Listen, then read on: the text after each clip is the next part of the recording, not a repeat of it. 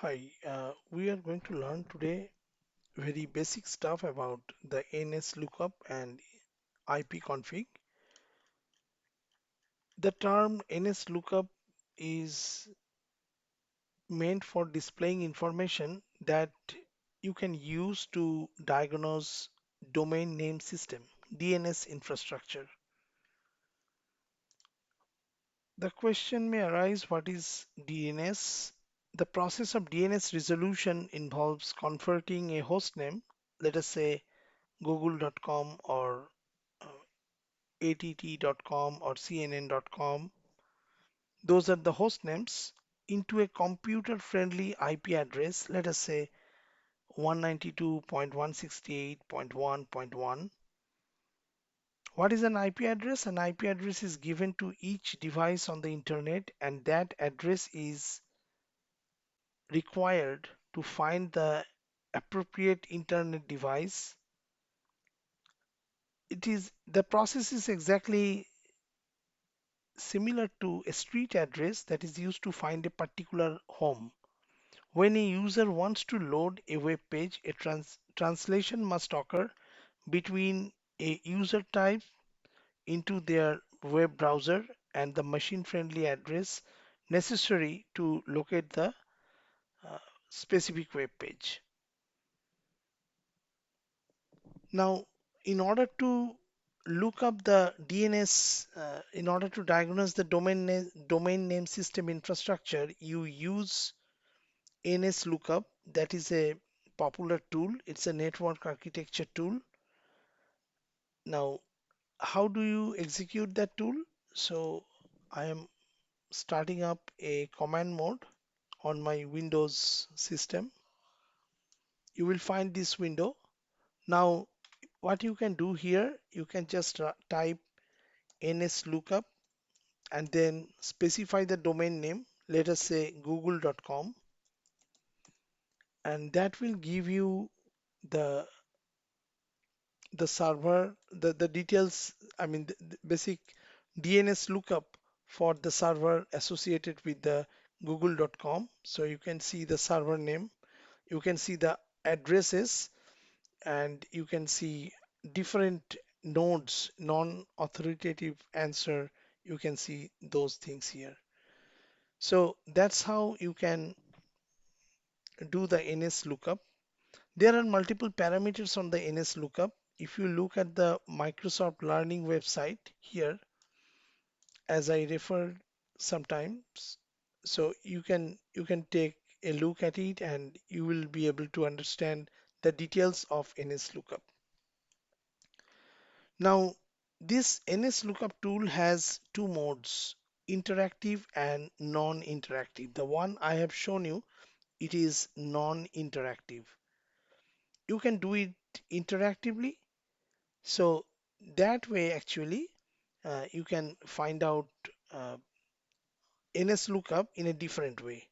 So let's say we are doing NS lookup dash google.com. So you can see I mean, it's timeout. So you can see that default server is unknown. So it's basically timed out. You can do something different. You can exit from this lookup. You just press exit, or you can do ns lookup, let's say 1.1.1.1.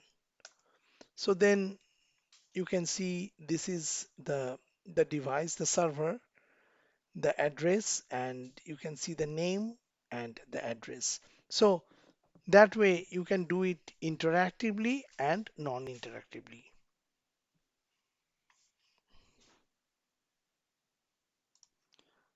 The next topic I want to show you hands-on is the ipconfig.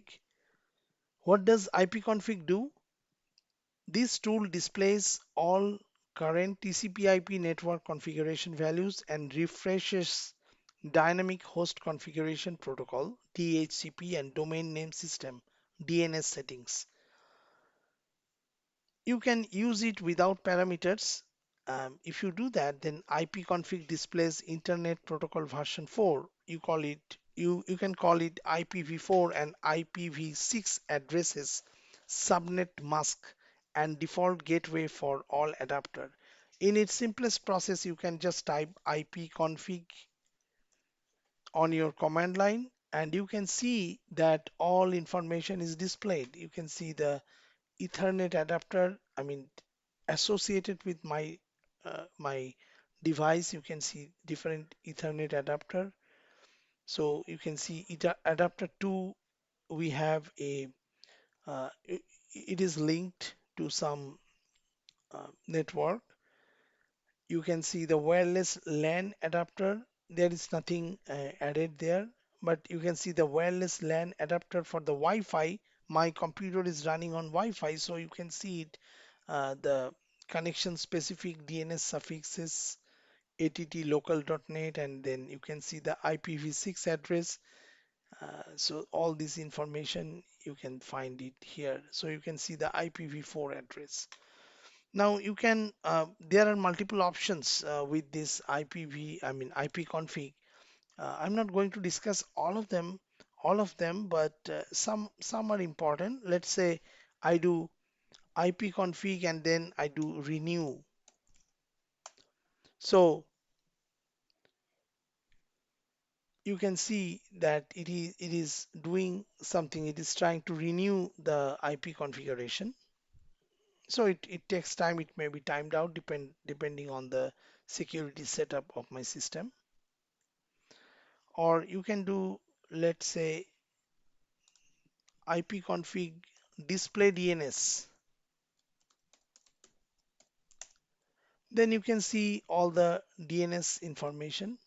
So what it does, it displays the contents of the DNS client resolver cache, which includes both entries preloaded from the local host's file and any recently obtained resource record for name queries resolved by the computer.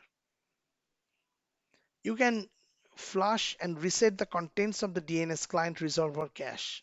The way you can do it is pretty simple. You can do a parameter flush DNS.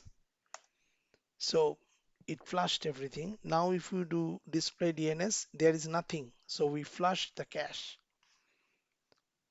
Okay. So there are multiple other options as well. Like the other tool like nslookup, your study resource can be the Microsoft Learning Center, where you can find some detailed information on ipconfig. If you have any question, please comment or let me know. Thank you so much. Talk to you later.